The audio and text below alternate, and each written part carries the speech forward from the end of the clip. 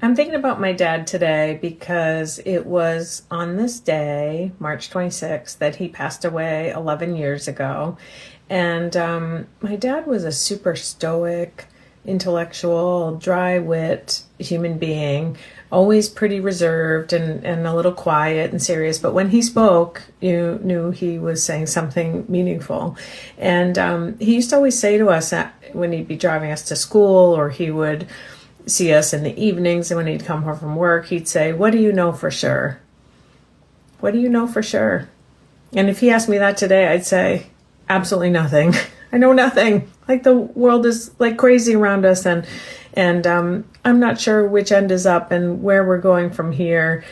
But I am thinking about him today as when he passed away, he was living in a veterans home who took really good care of him in the last couple of years of his life. He lived in a nursing home for 6 years because of having a head injury. He fell on some ice and hit his head and was unable to then walk after that. And but those last 6 years of his life, I have to say, he was actually quite content.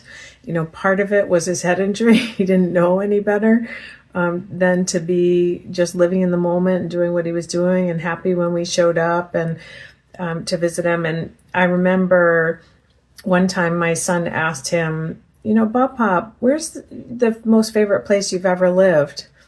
And he kind of looked around his tiny little room that he had a roommate in the veterans nursing home, and he said, "I suppose this one." And we laughed. My son and I laughed, of course, because he had lived in many beautiful homes over his life. But in that moment, he was just living in the now. And he just said, "This is pretty good.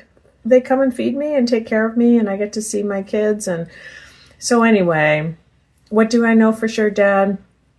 The only certain moment is this one.